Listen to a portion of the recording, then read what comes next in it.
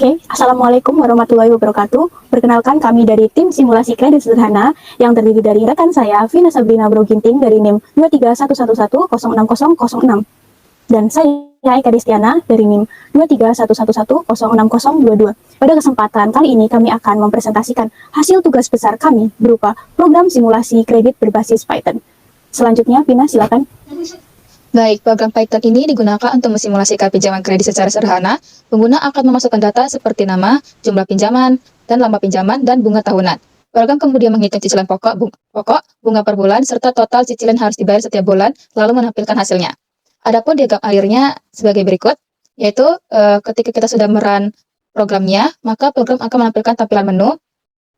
Nah, jika ingin menambahkan data, maka program akan menambahkan nama, lalu kemudian menambahkan jumlah pinjaman, lalu memasukkan lagi lama pinjamannya, serta bunga per tahunnya. Setelah data ditambahkan, maka data akan tersimpan dalam memori programnya. Jika ingin melakukan hal yang lain pada tampilan menu, dapat melakukan hitungan cicilan, cari dan hapus list dari data sebelumnya yang telah disimpan, cari SQL atau binary, ataupun mengurutkan atau selection insert dari data-data yang ada. Jika tidak ingin melakukan hal lagi, maka dapat memilih opsi keluar pada pilihan menu. Maka program akan berhenti. Saya lanjutkan untuk di bagian tampilan data. Di sini kita bisa memilih apakah kita akan mengurutkan data, menghitung cicilan, atau menginput nama atau jumlah dari cicilan. Jika kita, contohnya kita memilih sebagai urutkan selection atau urutkan dari hasil cicilannya. Di sini kita bisa langsung untuk mencetak laporan sebagai hasil dari urutkan atau selection insert sampai ke ataunya. Oke, untuk selanjutnya masuk ke studi case-nya untuk aplikasi simulasi pinjaman dan kredit sederhana. Silakan, Pina. Oke, jadi simulasi yang kami buat ini akan memsimulasikan sistem pinjaman kredit secara dengan skema bunga atau variabel. Data utama yang digunakan adalah daftar pinjaman, jumlah pinjaman, tenor, dan status pembayaran. Pengguna aplikasi adalah individu yang ingin mensimulasikan sistem pinjaman secara virtual. Jadi, program ini dapat menambahkan, mengubah, dan menghapus data pinjaman serta jumlah pinjaman yang diajukan. Jadi, langsung saja kita perlihatkan pada codingannya, Python-nya sebagai berikut, dan kita running saja langsung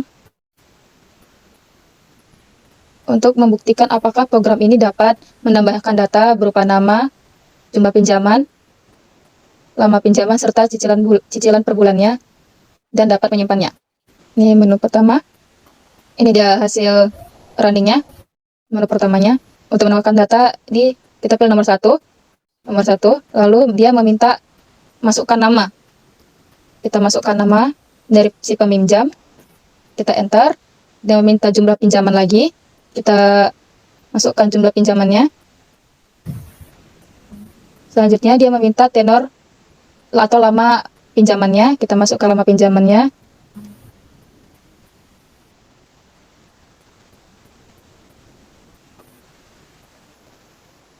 Nah, maka di sini langsung terlihat ya, dia menyimpan data yang kita masukkan tadi, yaitu berupa nama dari peminjam, yaitu saya, Vina, jumlahnya, lalu tenor atau lama pinjamannya. Nah, berarti dapat kita simpulkan bahwa program ini dapat menambahkan data seperti yang seharusnya dilakukan program ini. Selanjutnya adalah sistem yang harus bisa menghitung bunga dan cicilan bulanan berdasarkan jumlah pinjaman dan tenor yang dipilih. Kita coba lagi. Dengan cara menu 1, meminta nama, kita masukkan namanya, jumlah pinjamannya, lalu tenor bulanannya. Nah, dia menyimpan data yang baru lagi ya. Tetap menyimpan data yang sebelumnya dan juga yang data yang baru saja kita masukkan. Selanjutnya, coba kita tampilkan hasil dari data sebelumnya dengan memilih 8.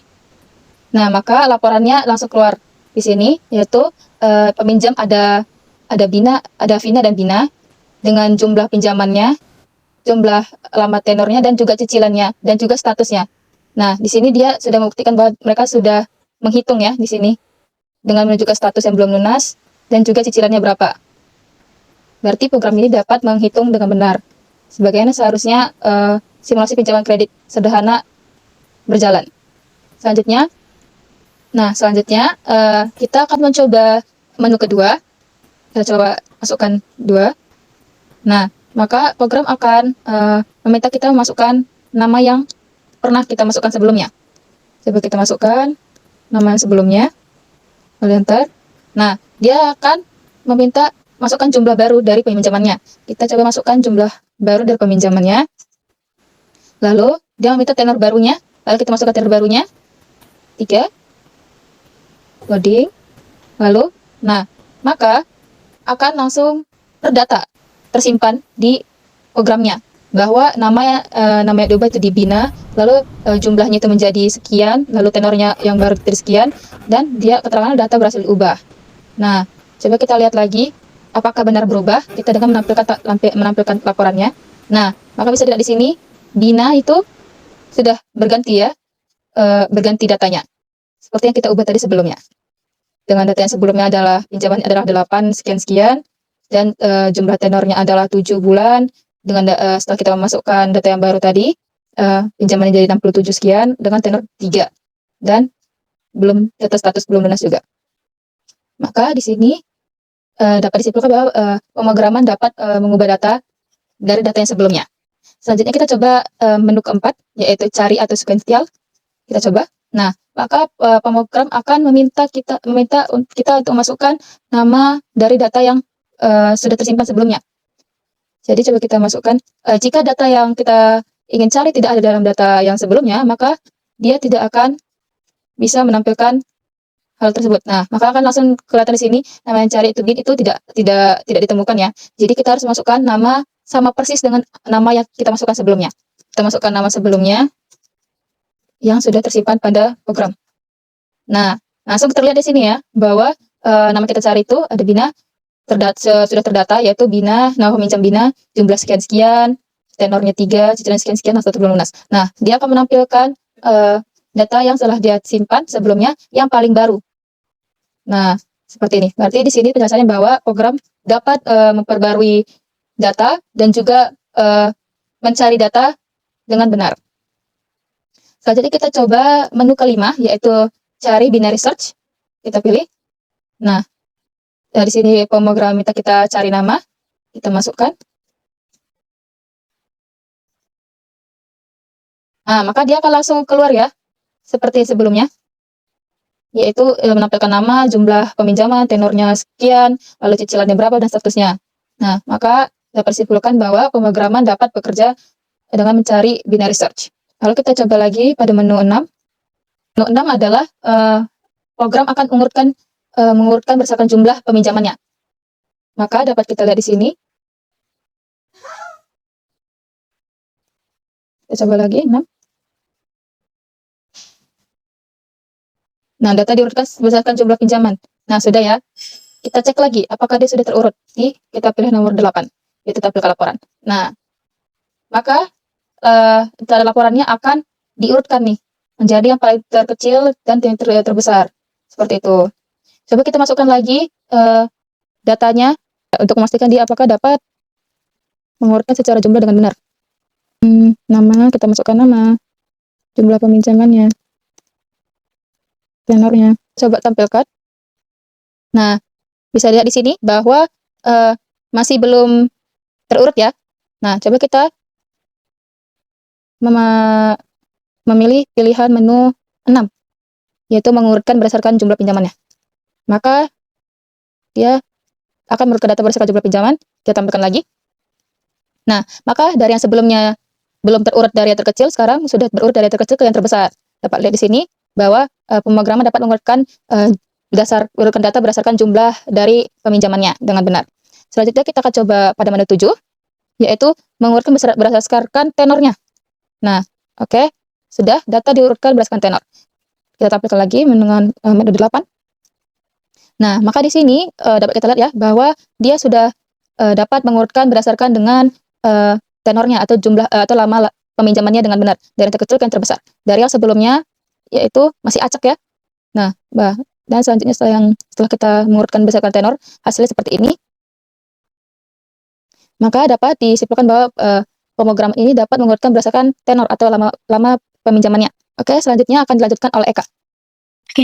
Oke, seperti yang tadi udah jelasin sama Kak Vina, untuk yang pertama itu ada tambah, ubah, dan hapus data peminjam. Oke, dari sistem simulasi kredit yang udah kami buat. Nah, dari data peminjam ini dikelola dalam struktur data dictionary, yang artinya bisa disimpan dalam sebuah list yang bisa disebut kita sebagai pinjamannya. Jadi setiap kali pengguna atau kita ini mau menambahkan data untuk peminjam baru, sistem akan meminta input lagi berupa nama peminjam, jumlah pinjaman, dan tenor. Nah, tenor ini itu jangka waktu pinjaman dalam bulan. Nah, setelah dimasukkan, sistem akan secara otomatis menghitung cicilan bulanan berdasarkan rumus yang udah kami masukkan ke dalam sistem atau codingannya. Nah, setelah sudah diinputkan akan masuk ke dalam list pinjamannya. Oleh sini itu kita bisa pakai fungsi tambah data. Jadi selain kita tadi udah tambah data, kita juga bisa ubah data pakai melalui fungsi ubah data, di mana sistem mencari nama peminjam. Nanti kita akan klik nama peminjam, ubah nama peminjam. Setelah ubah data, kita bisa ubah nama peminjam dari list yang udah kita inputkan tadi. Dan kita bisa memasukkan data baru, nama baru, jumlah baru, jumlah tenor baru, dan menghitung ulang cicilannya. Oke, selanjutnya kita bisa juga menghapus datanya dengan fungsi hapus data. Di sini kita bisa menghapus data dari nama yang udah kita inputkan. Nah, untuk selanjutnya, untuk yang di bagian B, sistem menghitung bunga dan cicilan bulanan. Oke, jadi sistem ini, itu kita menggunakan rumus yang udah kita masukkan ke dalam codingannya. Untuk di bagian fungsi hitung, itu ada jumlah, tenor, sama bunga. Jadi kita bisa menghitung cicilannya, itu dalam bunga, atau yang bunga yang udah kita tentukan sebelumnya, bunga tahunan. Misalnya kita ambil sesuai yang udah kita buat itu ada 10%. Ini bakal dikonversi menjadi bunga bulanannya, karena ada 12 bulan ya dalam setahun. Nah, hasil cicilannya itu akan dibulatkan 2 angka di belakang koma sesuai dari rumus yang udah diinputkan. Selanjutnya untuk di bagian C, yaitu mencari data menggunakan sequential dan binary search. Jadi sistem yang udah kami buat itu memakai 2 metode pencarian data, yaitu sequential search dan binary search. Untuk di bagian sequential search atau cari sequential. Nah, di sini tuh kita bisa menelusuri satu persatu elemen dari listnya, dari peminjamnya itu bisa dari nama pertama yang diinputkan sampai list akhirnya. Untuk di bagian binary search, ini kita pakai ketika data kita diurutkan berdasarkan nama. Jadi binary search ini bisa mengurutkan data sesuai dari yang kita inginkan. Contohnya, ketika kita menginputkan ada 3 data, maka akan muncul 3 data yang ada secara urut begitu. Selanjutnya untuk di bagian D, itu pengurutan berdasarkan jumlah pinjaman dan tenornya. Jadi sistem ini itu pakai 2 algoritma pengurutan dasar. Yang pertama itu ada selection sort, dan yang kedua ada insertion sort. Jadi untuk sistem ini itu digunakan untuk mengurutkan data berdasarkan jumlah pinjaman. Nah, dari data yang terkecil ke data yang terbesar. Oke, contohnya itu ketika ada 3 data yang udah kita inputkan. Nah, contohnya 2 data yang udah kita inputkan. Nah, data ketiga ini punya nilai yang lebih kecil dari kedua data sebelumnya, maka secara otomatis data ketiga akan menempati urutan pertama karena datanya terkecil. Nah, untuk di insertion sort ini mengurutkan data berdasarkan tenor pinjamannya. Jadi ketika kita mengambil tenor kecil, jika diurutkan menggunakan fungsi mengurutkan berdasarkan insertion sort, maka secara otomatis tenor yang paling kecil itu menempati pada urutan pertama, seperti yang sudah tadi disimulasikan. Oke. Untuk yang selanjutnya di bagian E, itu menampilkan laporan pinjaman dan status. Nah, di laporan program ini, kita menampilkan laporan secara lengkap, secara keseluruhan data yang sudah dimasukkan. Yang pertama ada fungsi tampilan laporan ini akan menampilkan jumlah yang udah diinputkan, seperti nama, jumlah pinjaman, tenor, sama cicilan per bulan, dan status pembayaran. Jadi kita bisa tahu, sudah lunas atau belum lunas. Jadi untuk yang di bagian laporan ini penting di sistem kami. Kenapa? Karena ini bisa melihat data yang udah kita inputkan dengan rapi begitu, dan kita bisa tahu apakah si peminjam ini udah lunas atau belum.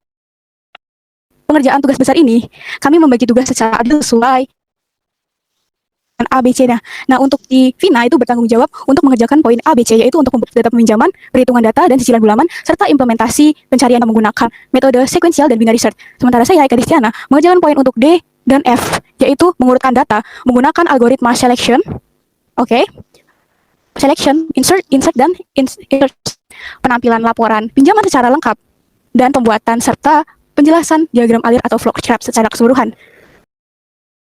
Oke, cukup panjang ya penjelasan kami tadi dari awal sampai akhir. Jadi, terima kasih.